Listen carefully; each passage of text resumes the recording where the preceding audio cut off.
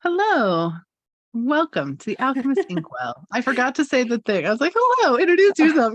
I don't know where my brain was. My brain was like, wait, you can say that part too if Emily skips it. But this is your spiritual podcast for grounded people who are here to support each other when needed. So I don't know where my head went. Oh, they're plowing the street. Sorry if you hear rumbling. We got snow. yeah, We got a lot of snow. I mean, As not I a sit here lot, in but a like, tank top. I know you're in a tank top, and I was like, I almost wore a scarf upstairs. Instead, I'm wearing like a hoodie as a shirt. If that makes sense. Yeah, I know how that goes. Mm-hmm. Yeah, the kids had a late start into school today. I was like late to our call because the school was like, hey, the buses can't get out of the bus barn. We got to unshovel them. So you get to start 2 hours later. Have fun. Oh, wow. Yeah, which was great. I got to sleep in more. Thrilled. Yeah. I live in sunny Virginia now, at least for the time being. So it was 80 degrees yesterday. And then this morning I looked at the weather and I'm like, you're going to be what temperature? Like, I'm not busting my shorts out again. No. Right. Yeah. I know. It was the day after Halloween, it started snowing. It was literally like nature was like, you know, that meme where people are in like their witch costume and then they walk through the door after trick-or-treating and they like take it off and they're in Santa. It was like nature was like, bet. Love that. I agree. Let's do this. In 2020, do you remember that special they did of Hocus Pocus? Like the Sanderson sisters all did this musical special where they kind of put stuff together and it was really well done. And like, I appreciated it, but it ended after the credits was Mariah Carey opening a door and saying like it was her time and starting. Yeah. And it was wonderful. And like, it just really kind of gets you into the preparedness energy of that thing that's coming, even if it is more than a month or two away, which is segue the topic of this episode. See what I did there? It was great. It was beautifully done. I appreciate it. I tried. Yeah. Good job. Yeah. So this topic of this episode, we have kind of a weird lull in our transits and stuff. It's like we all get to have an eclipse hangover. So fun. Which I think we're all gonna feel. We're recording this the day before like less than 24 hours before the eclipse is exact. So yeah. Hopefully. Yeah. But we're wishing you all the retrospective best eclipse experience you could have had. I hope it was great. And you know what, like, feel free to send us a really short version of your eclipse experiences in the comments of the YouTube video or in the comments of the episode here. That would be fun. Yeah, absolutely. I am all about that. Please send us stuff because we would love to hear. Maybe what we'll do is for the next series of eclipses that happens in May and April, we could take some of the comments and then especially if you let me know what axis it was on, what house it was in for you in your chart, we could say based on this having happened during the last eclipse, you might notice this during this one and do it for some of our patrons. Yeah, that's a cool idea. So I like patrons, that a lot. Submit your eclipse stories from this week and let me know what axis Scorpio and Taurus fall on, which houses they rule. And if we get some stories, we'll actually do an episode in April and May that kind of help you prepare for what's coming next. So since this is an episode about preparing for what's coming next, what we're really talking about more or less is the shift that's coming in March of 2023. Yeah. Yeah. Because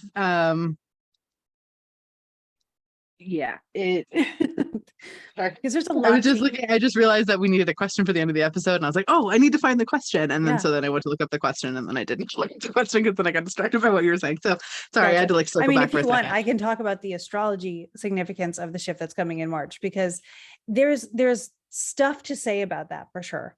It involves both Saturn and Pluto, which are big deals. It does not yet involve Neptune and Uranus, so we don't have the whole upper choir of the outer planets involved yet. But I say yet because what's going to happen is Saturn is going to move into Pisces. So anybody, of course, who is in their Saturn return right now in March, and I'm going to look up like the exact date if I can get my keyboard to slide back out here. It's in the middle of March or towards the end. But what's going to happen is Saturn's going to move into Pisces. So Aquarius Saturns are going to finish their Saturn returns, which is super good for them. But we're also going to be seeing Pluto moving into Aquarius. So there's this unique little thing where Saturn vacates, but Pluto steps in. And that's going to lead to about a 20-year, a little bit, maybe less than 20 years of Pluto in Aquarius. And this is really what a lot of people are referring to when they're talking about the age of Aquarius. They kind of talked about it. They're not correct. I want to say that first of all, when people are being on social media like, oh, it's the age of Aquarius, it's the age of Aquarius, get ready. They're talking about the generation of Aquarius. Yeah.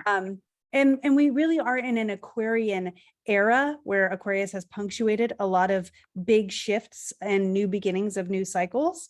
So it's a very Aquarian period of history that we're living in, but this is not the age of Aquarius as in the astrological ages that are determined by the progressions of the equinoxes. That's still like 200 years or so away.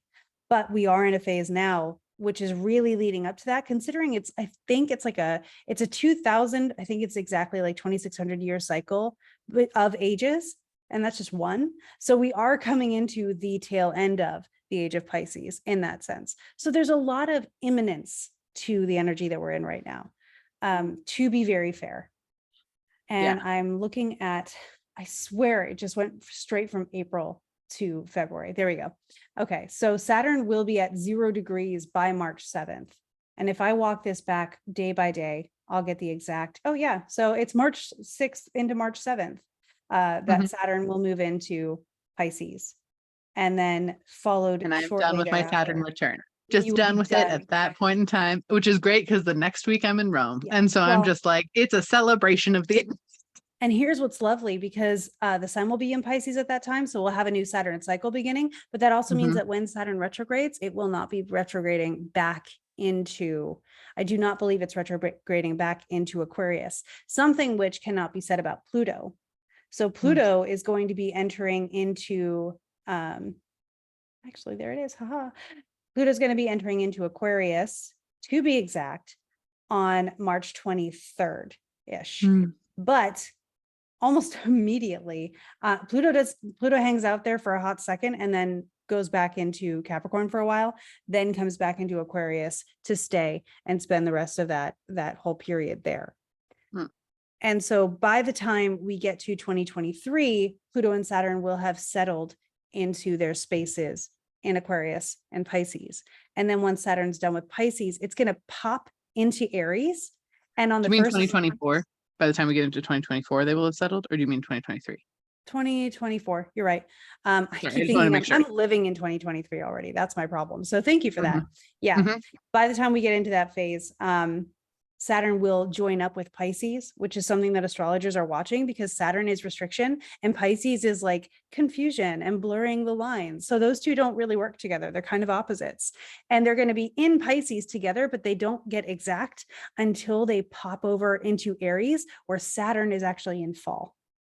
So Saturn's probably going to be cranky about the confusion of Neptune, and Neptune is, in a modern sense, considered at home in Pisces. So it kind of loses that flair to it as well. So we're very interested to see what that looks like in modern times. And of course, people have studied what's happened previously. I have a document on that and I can't recall exact things for it yet, but come that time, a few years from now, I will definitely give you more comparisons of what happened the last time this cycle completed and what we can think of as a rhyme to that for our current cycle of history. Yeah. So there you go. There's a lot coming between 2023 and 2024. We have all of those outer planets shifting around. And then even in 2026, Uranus gets into Gemini, which is what Emily and I have been keeping an eye on, especially for writers and things like that. Yeah. So lots going on. It's going to be cool. I'm really looking forward to that. It's like, oh, 2026, that's not far. Like that's going to come soon. Like just keeping that perspective. I mean, it's far, but it's not that far.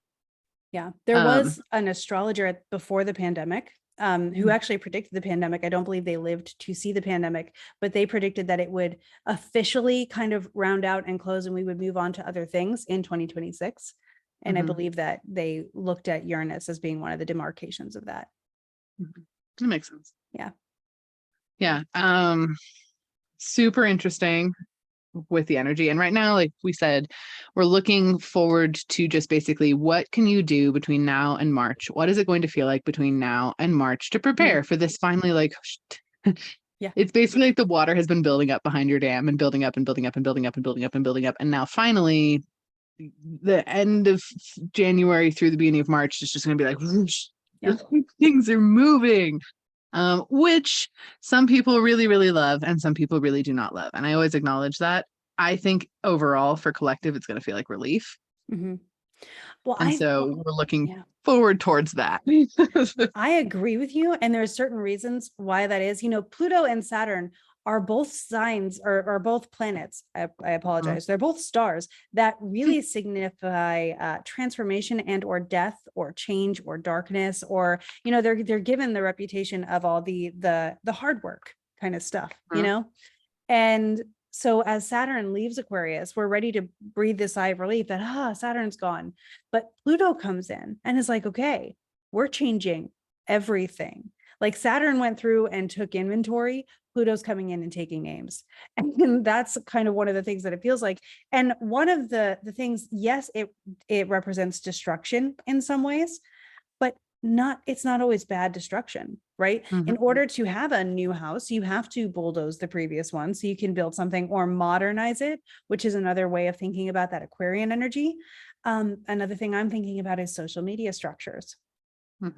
So, we can already see, especially around this eclipse happening right now, the eclipse is not specifically in Aquarius or associated with Aquarius, except that it is square Saturn in Aquarius. So we're getting this conflict with authoritarianism, with certain structures that are a little like overreaching and overstepping what is supportive of the whole.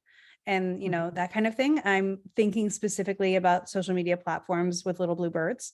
A lot of people are experiencing some tension in that space right now. And so we're going to come into a time where this is sort of a preview of, because eclipses are very platonic in their energy. They are destruction and creation as well. So if you think about what we're getting in this cocktail from the eclipse on a social scale, because Pluto will be moving as a collective group kind of experience, I think we're going to see a whole change in how the internet works, how we connect virtually, how we connect intellectually, and the processes, the structures, the paradigms we use. And I think paradigm is the macrocosm way of saying structure, and where Saturn is structure, Pluto would be paradigm. So if you think about it that way too, I think we're going to have a lot of technology bursts that suddenly make one thing completely obsolete and bring this new thing in. And that's hard to visualize. So looking at the energy, you probably have picked up on this too. There's a lot of, I don't know what that looks like yet, but I know what it feels like. Yeah. So I'm going to ready myself for that, which is kind of something we've been doing with Ninth House Publishing. Yeah, we, with our publishing company, we've just been like hanging on, like, all right, what's it going to look like? Because we're not able to move forward with stuff yet. We know we're not until some of this stuff moves around. Until at least the eclipse moves. Yeah. The eclipse gets off us. Thank you. Go over there. We're done. So I'm excited to see where that kind of goes. But I think a lot of industry is kind of in that space as well, though, especially industry that is very digital. Yep. Very tech-based. For some reason too, when I look at the energy, I think the surge of work from home stuff, I don't think that that's going away, but I do think there's going to be a resurge of work in office stuff again too, for community reasons. Yeah. And I see that coming in as it being like people are motivated to work in offices again. People want to be around coworkers and in a community space. And right now that seems like not possible for a lot of people. They're like, no, I don't want to leave my home space and go back there again. And I totally understand that. I just think that there is going to be a shift in, hey, work culture is not just death culture. Yeah. It's not just work you to the bone and you need to be here for all hours. I think the like push that Google has always done to like make their offices like, having sleep pods or whatever, all these things. I think that is the type of work environment that people are going to start actually bringing back in, because I do think there is going to be a shift again around this March sort of zone of people being like, actually, I do want to work in an office again. I do want community back again. We're leaving our grieving period of all of the stuff that we lost over the pandemic and had to deal with. And now we're stepping into, sure, change it all. Let's do it. And being ready and accepting of those changes, even if they are sometimes really hefty for us. Yeah. Yeah. And the socializing and the connection, because again, thinking about collective conscious, I don't like to necessarily associate or pair together Aquarius with the 11th house, which is socializing and things like that. It's your friends and your wishes. The clouds just rolled over here. I apologize. But so hang on. Aquarius is very interconnected. Aquarius is very, social in its sense. It is an air sign. It likes to be unique. It likes to do things differently. It likes to be eclectic, but it also likes to be seen and to participate, because you can't recognize something as unique and interesting if you can't recognize it. So that's another thing that I think people are going to want to be in a space where they can feel the difference they make in the group. They can feel the value of what they bring to the table, which is not ego. No, it's not. It's appreciation. In fact, Aquarius is actually the detriment of the sun. So it wouldn't be as associated with the me ego. It's more of the, what do I bring to the table? And how does my puzzle piece get to fit where it belongs? Where's my zone of genius, which I think is a great phrase for Aquarius. Sorry, I just got really excited at thinking about using that. No, I appreciate that a lot. I think that's awesome. Yeah, I think that's perfect. Exactly for the energy. And then to prepare for this space too, I do recommend, and my guides have been pushing me to do this a lot too. Put yourself back and actually think or journal through the start of 2020, January, February, before pandemic. Start there and then go through all the things that have actually changed for you during this entire time, during this time when we've had this Jupiter, Saturn, big playing sort of energy that's been sitting on us, and Pluto doing what Pluto did. And we had a Venus retrograde in there. Like, we had all sorts of very intense things in that space. And just go through that energy. What changed for you? What changed for you immediately during lockdown period? What then changed for you after that opened up a little bit? What changed again? Did you have to lock down a second time, depending on where you were in the world? Maybe you did. What sort of evolution have you actually gone through? Don't take stock of it for being like, wow, I lost so much. Take stock of it for being like, wow, I've come so far. Look how much I've transformed. Look at how much changed for me over the last 3 years, because it changed for everyone in the last 3 years. It is something that we all have in common. You have the same thing in common with everybody in the world. And that's incredible. Like, you might have changed in different ways, but you had that experience. And so my guys have been shoving that down my throat for the last couple of weeks, being like, hey, you're ending your Saturn return. Hey, this is all shifting. Hey, this is like let's actually connect and take stock of that and really acknowledge, wow, done a lot. Things have changed. I'm an entirely different person, or I have new outlooks on this, or I had this huge aha, or man, I did lose those people. I cut them out, or, whatever it is, just so that you understand how far you have come, so that you're energetically ready to go further. Because right now, as Krista mentioned, some of the big jumps in technology and big things that are shifting, they seem unfathomable. I don't know how that's going to look. That doesn't make any sense. But if you look back on all you've done over the last 3 years, the future feels a lot more tangible and real because of how much progress we've made in that amount of time. Does that make sense? It makes total sense, but it's also interesting, as you're talking, what I'm thinking about is the future feels more tangible and real and accessible. But I think the accessible is because so much of it is going to be digitized, and so much of it is going to be virtual and accommodating to all things, because you're going to be able to get in there, change a bit of code, and make it work for people.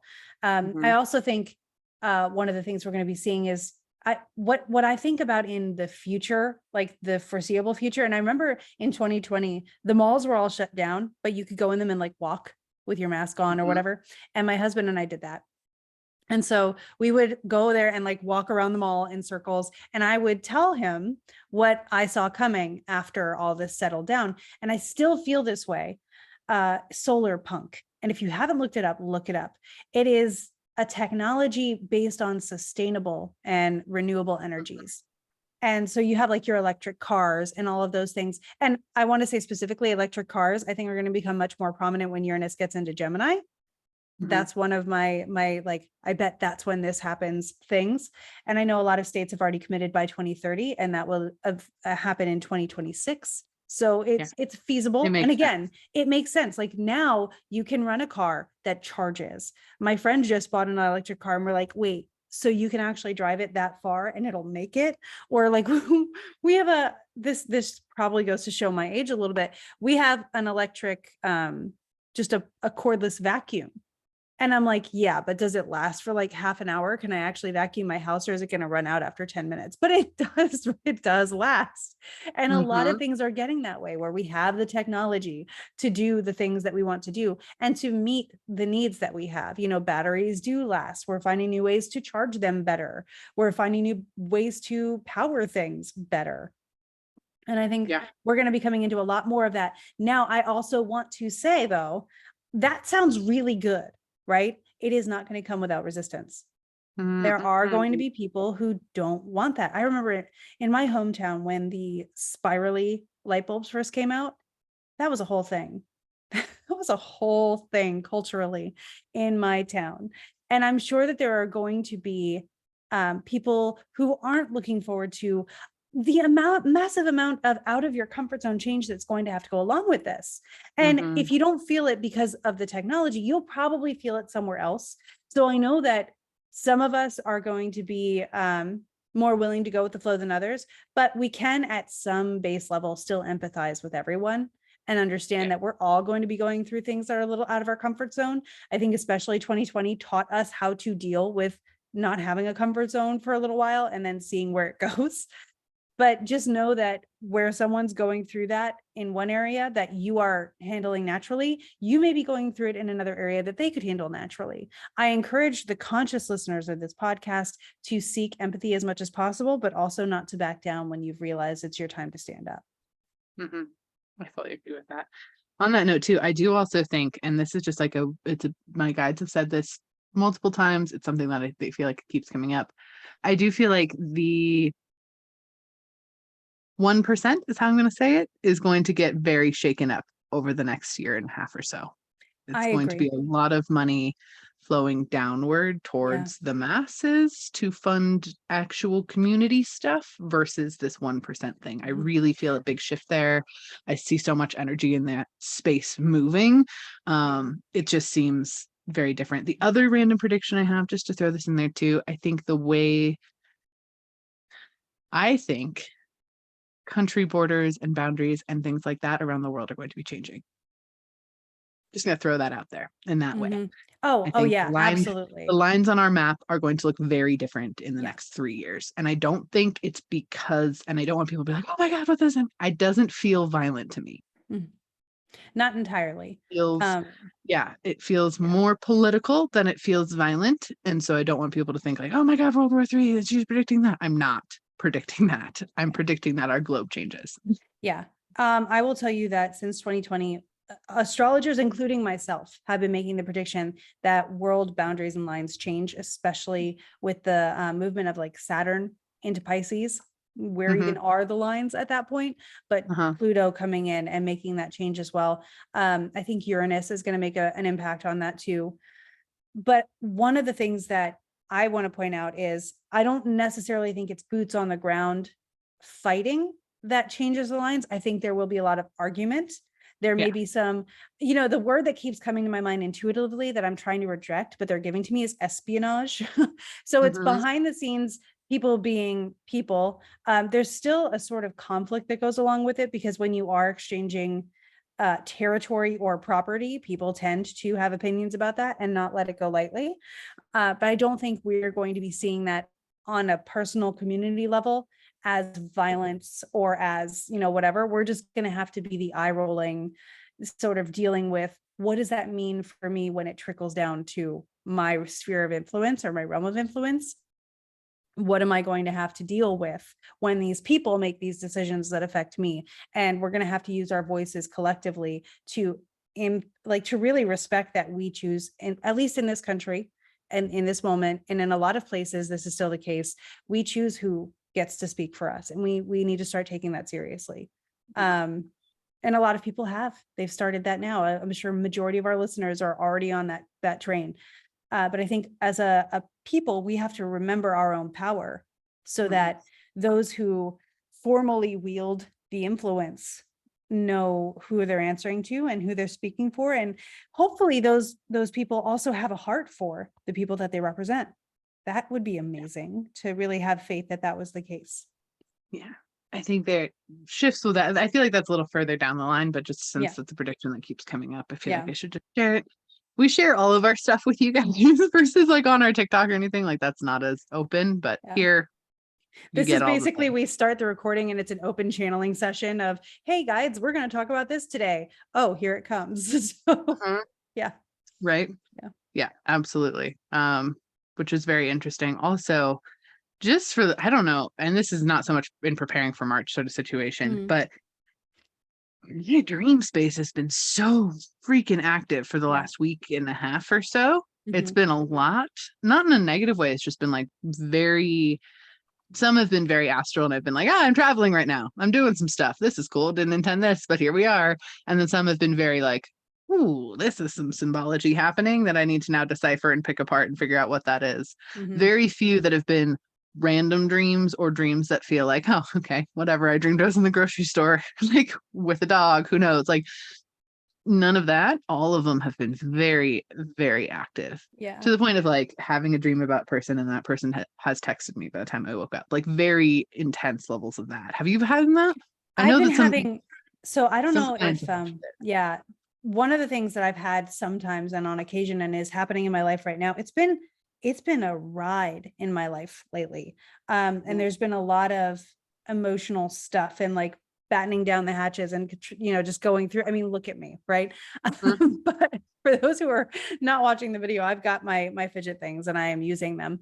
But I've noticed my dreams. I sometimes call this dream surgery, like spiritual surgery by my guides and people who are assisting me in the dream space. So I'll go there and I sort of receive care so that I can come back here and do what I need to do. And it's like this pit stop kind of thing. Like if you imagine a race car and you just get pit stopped overnight, things get tuned up, things get touched up. Along with that, I do know that there are activations that come along with it. Spiritual surgery in that space is not usually, oh, you're just healing. It's because you're going through an activating time in your life. And now you're receiving the updates, so to speak, to be able to move forward with that. So I know there's a lot of that going on. And I'm also getting like very clear signs in my waking life of how to complement that with lived experience and choices. So keep an eye out for that too. If you're noticing your dreams are very like your spiritual team is giving you the pit stop, then notice what they're also giving you in your waking experience too, because that will help to anchor it so that you can sort of coalesce those two and really bring some stability back into your life. Because right now this eclipse is happening conjunct Uranus. So that instability is a big deal. Yeah. I also like it's been on the nose with the physical stuff too, like physical validation and things like that. Like just a quick example, just so that you all look out for this and understand this is how sometimes signs look. I have a friend of mine where I just did a big energy clearing thing with them on their house, and they're just starting to get into spiritual stuff. And I was like, well, we're going to go to the bookstore and I'm going to get you some cards. And we're just going to figure out, because my guides were like, you need to get them cards. I'm like, okay. So we went to the bookstore and we go to look at the cards, and there wasn't very many decks, but there was one deck it's called the Transparent Oracle. It was created by someone named Emily, and the cover had 3 bees on it in a circle. Oh, wow. If that's not you. Like, we have to get that one. I don't care about your opinion at this point. To my friend, I'm like, sorry, like that's apparently the one that you need is that one. Yeah. It's that level of on the nose. For those of you who maybe don't know or are new to listening to the podcast, I have 5 bee tattoos. 5 of them, because everyone who's ever channeled my energy has described it as bees. I have a bee thing. Every time I rescue a bumblebee or a honeybee, things happen for me. It's a whole experience. So the fact that it was bees, and this friend knows that, I'm like, yeah, I do have to get that one. So it's been that level of obvious, and that's just one example. I've had that probably for the last 2 weeks or so. It's been very intense signs and messages in like a you're not missing this sort of way. And And that's how it has felt. So look for that in your own life. If it feels too on the nose, it is. It is too on the nose. Yes. Take it as what it is. Don't overthink it. Because that's honestly, I think, how our guides are really going to start communicating with us going forward. Like, I think we're blurring some lines between us and our guides, and how it used to be these very succinct boundaries, and there used to be a lot of guessing. And I think a lot of that is going away. And I think it's a lot more concrete, tangible communication, a lot of people really getting spiritually activated. I know a lot of people right now are having very intense spiritual experiences, almost overwhelming spiritual experiences. That comes from my guides and also from clients that I've worked with recently. It's been a lot of people being like, whoa, this is not stuff I can ignore anymore. And being kind of pushed into that light. And I think going forward, it's going to feel a lot more like stuff you can't ignore. Yeah. One of the key phrases that I've loved using to represent what we're coming into in March with Saturn going into Pisces is you have form and formless. Pisces being formless, Saturn being form. And so what you do with the formless is you reform it. So either you reform something, you bring form to it, and you kind of conceptualize it and consciously choose what that's going to look like when you have clay in front of you and you form it into something, or you receive the reform. So there are two sides to that energy. Either way, it expresses itself. But if you want to be sort of on the edge of, and this will and won't be 100% in your free will, there is the choice that you have, but also know that there are certain things that you are designed and not deserve, but you deserve to be able to experience in this life, because that's what you came here for. So it's not going to be for yourself just because it's happening. I tell people who are going through those Saturn returns this all the time, you get the peace of mind of knowing that there's purpose in it. But you can say, hey, I've already noticed this needs work, and I'm going to consciously decide that this is how I handle these situations, or I've noticed that this is probably an area of my life that will change. I've consciously decided I will go with that flow. Because you don't have to decide what it's going to look like. And in fact, I encourage you not to. I think the best idea is to say, whatever this new form is, I'm ready to help it manifest, or help it come into, bring form to the formless, or bring concept creation to the concept, like we talk about in the Forgotten Storytellers all the time. Basically, if you were writing a story, the formless is the story in your head. The form is the book. You channel that story, but you give it form. You are the anchor. And that's going to be a lot of how the experience of Saturn and Pisces might work out. So using your spiritual gifts or your writing gifts to give form to the formless and be sort of a conduit for that, who owns your own boundaries and owns your own space at the same time, spiritual protection and boundaries in that sense, is going to really go a long way. And if any of these things are like, wow, I want to hear more about that, patrons, you can let us know that you want a topic on this, and we will do that. Ask the questions in the Patreon. Also, we're doing fun stuff in the Patreon. Please go ahead and join us there. We would love to have you in there. And our pitches are open for the Forgotten Storytellers. Please send us your story ideas. It is literally just a forum. You just plug in what your story idea is about, who you think you could reach, and what your goals are for it, and then you send it to us. And if it feels aligned with us, we set up a video call with you. We chat about the program, see if it's aligned with you too, and then we move forward from there. It is really simple. It is really fun. If you want to write a fiction book that actively heals people, that changes the world, and that will help take us all into this new age, that is what this is for. Honestly, I'm really excited for this next cohort that we're going to have, because when we tune into the energy, it is starting at the beginning of January. So you will get to experience this entire end of January into February and this full March with us in this program, and be able to transmute all of this cool new energy into a book. There is no better time for you to be writing a fiction book that's going to change the world. It's literally like the energy was like, here, have some activation. You enjoy this. You take this and eat it like cake. And that's how it's going to feel. Including our writing retreat for this cohort will be at the end of March. It's pretty incredible and exciting. And we're thrilled about it. So if you have that idea, please let us know. If you know someone who would benefit from the program, feel free to send them our way. It's just forgottenstorytellers.com. But yeah, really excited about this. So if you're wondering how you're going to ground through this, how you're going to navigate this, and you have a story idea, we humbly suggest the Forgotten Storytellers. We will do it with you and guide you the whole way. Yeah. And it's equal parts a spiritual program as it is a writing program. We do tons of activation. We teach you how to pull your own blocks. We do so much work in there. Yep. Big time. which is awesome too. But yeah, please, if you have any questions on any of this, if you're a patron and if you want a deeper topic on all of this, let us know. One last little reminder about this next little bit of time as we wait for the energy to move, because impatience totally get. Just want to validate that. Use your tools, use your cards, use your pendulum, use, if you scry, whatever it is, use tools to help navigate this. So it doesn't just feel like you're in your head waiting and you're sitting in your energy waiting and wait. Like that can get really exhausting on your spiritual gifts. So please use your tools. Well, also live. So here's the other thing about that. We are in a time of the year where many cultures have something that they are celebrating. Join the people who are like-minded to you and who are part of your culture, whether it's by blood or by heart or by, however you are connecting with these people, and embrace this moment, this time of the year. Let's actually have a season of joy, which I feel like has been not the case the last couple of years, right? Let's let ourselves lean into the joy that's supposed to go along with many of the celebrations of this time of year and live it up.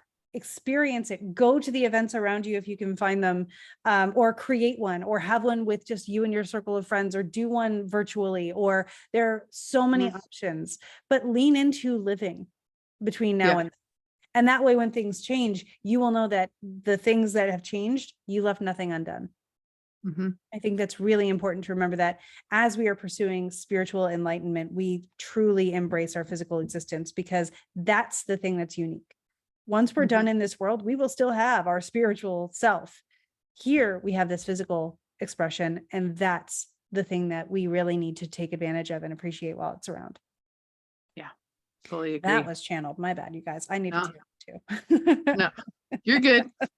Love it. I was shopping for ugly Christmas sweaters yesterday, so I'm already there. I got you. Oh, we should do an episode with our ugly Christmas sweaters. I have a Legend of Zelda one.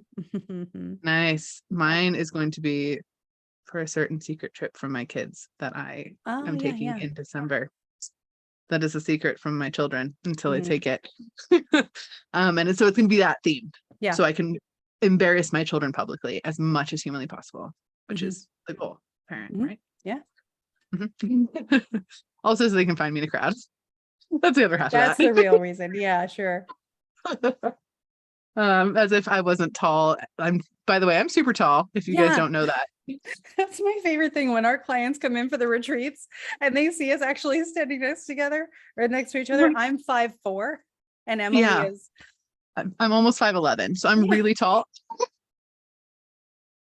And some the clients are always like, "Oh, tall person."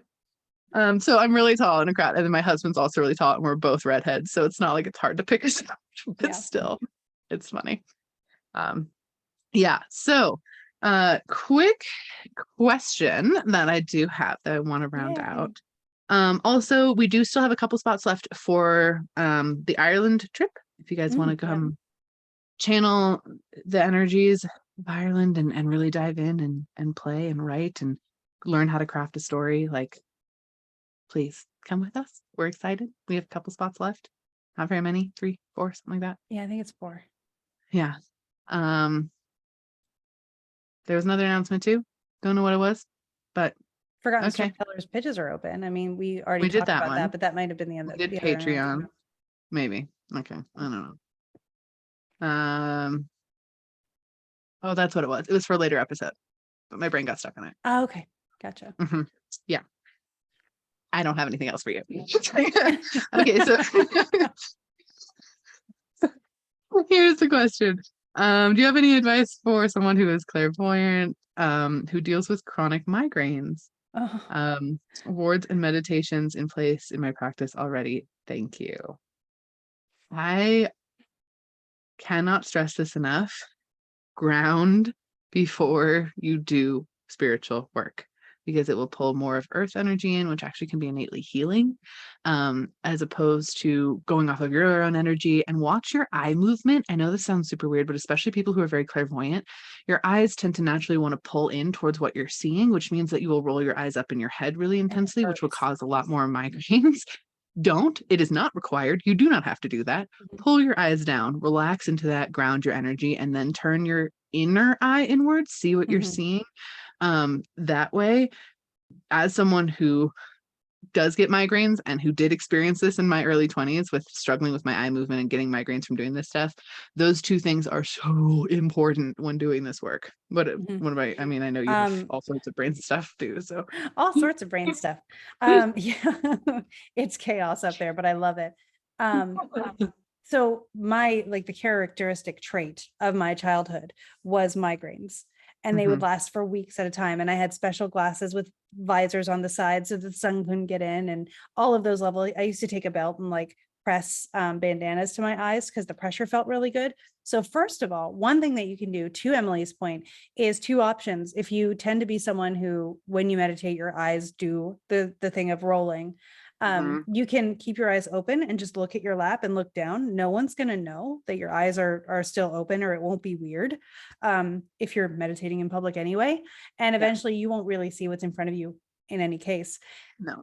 And the other thing is you can press your palms to your eyes, and that pressure to me always felt really good. And I still do it sometimes where I'll just like give myself that pressure. It keeps your eyes in place, but it also, that pressure is comforting, and it's like this nice little enclosure. As far as helping with the migraines, if that's part of the question, I have looked for so many remedies. My favorites, I know you have wards and things in place, peppermint oil. I cannot stress enough, but the secret is you can put it across your forehead, the base of the neck.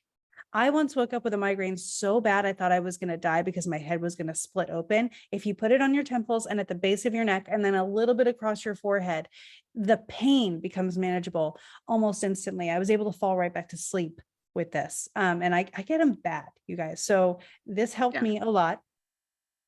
But as far as like techniques, the best one I found was actually the original technique I ever learned when I was preparing for brain surgery. So I was, figuring out how to get rid of these constant headaches and constant TIA episodes, if anybody knows what those are. And so I would have to keep numbness away from my hands, and I would have to keep headaches away. And I could not do that, but I could, once they began, sort of alleviate them. And it is just, for those who are listening, you kind of bring your hands in. If you can feel energy with your hands, that's great. Then you can feel where it is. My head energy is way out there at this point. So that's kind of off the screen, but you can also just intuit and just have your guide stop your hands and then brush it away, or just come up to your head and brush it away. Just don't like press your hands in on your head, because you will be pressing the energy in your head. So if you can't figure out where the energy is, start from the bottom and then just brush it down like that and let it go into the earth. Don't brush it anywhere else, because then you're sending that excess energy to there. And I would just brush it away until I could feel that I was able to get to my head again, and then refill with better energy. Yeah. I also recommend examining any sort of limiting beliefs or blocks you might have around needing to suffer or be in pain in order to have worth or value, because that tends to come up when you're tuning in and doing magic stuff, because that has worth or value. That can trigger. So I would definitely recommend that. Also, and this is a ping from my guides, pay attention to if you've eaten before you do this, or have a lot of water handy. Eat before you do magic. I can't stress that enough. Eat before you do magic. Please eat before you do magic. It's super duper important. Yeah. And you could do from an astrological standpoint, you could also do Mars or Aries pacifying practices. So it's an excess of pressure and heat kind of energy that is causing the migraines, or that is at least fueling them. So if you drink water and allow your body to cool down, if you put your palms on something cool but not too cold, you don't want to shock yourself, you could do that. I know personally, cold compresses direct to the head were always no good for me, but things in my hands would help, because it was drawing the heat out instead of forcing it. You're already dealing with force. It's a migraine. It's martial, or it's, Aryan. One of my very best friends is Latina, and her practice has always been to put Vicks on your feet, the bottom soles of your feet, when you have a migraine or when you have a fever. Draws it right out. It's pretty awesome. So we do that all the time as well. Yeah. So anyway, for magic stuff, just really watch that eye movement. Really make sure you're grounded when you're tuning in. Really make sure your body's fueled. I also recommend reassuring your body before you go in. hey body, we're going to tune into magic stuff. You don't need to give excess energy to this. We don't need to, we don't need to sacrifice our health and well-being for this. We're just tuning in using energy of the universe. Like literally reassure your body like it's a toddler. It helps a lot. Yeah. That is, I believe, our wrap up. We have some really cool topics that are going to be voted on for our next couple episodes in the Patreon. We're really excited about them, including topics that you guys have all asked for repeatedly in different platforms. Stuff, deity stuff, divination stuff, all sorts of cool stuff. So we have some cool ideas there. So if you want to have a chance to vote on those, please join us in the Patreon. Patrons, please vote on them. We got a couple new patrons this past week, and we just want to say we appreciate you. Thank you. Yeah, thank you guys so much. We're so glad to have you there, and we're trying to make it as fun of an experience as possible. And it's been really fun to come up with those ideas for these people we know are on the other side of the screen. So thank you. Yeah. Thank you very much. We hope that you guys are all dealing with your eclipse hangover and relaxing and eating some grounding food and just chilling. But yeah, that will help a lot. But as always, we hope that you have a wonderful rest of your week and that you take the energy here and you go make some magic. I think we got it. That wasn't good on my end either. I'm like, I'm in Virginia now. It must be better. It's still East Coast. Like, I don't know. You're not that, like, you didn't move that far from where you were. No. So fun fact for you guys, we had fall back over the weekend, right? And I woke up and I do things at sunrise because astrology. And I said to Dan, we moved. It was the day we moved that fallback happened. So the next morning fallback had happened and it was our first morning here. And I was like, did we move so far that the sun's rising an hour late? Like, what's going on? And Dan was like, no, it's fallback. Good job. Love it. I love that. I'm with the sky, not the Farmer's Almanac stuff. I read like 3 different articles about how bad daylight savings is for our body and our natural clocks. It makes me angry, but anyway, I'm all right with finding like a one time that rules them all kind of thing, right? Yeah. Anyway, bye everyone.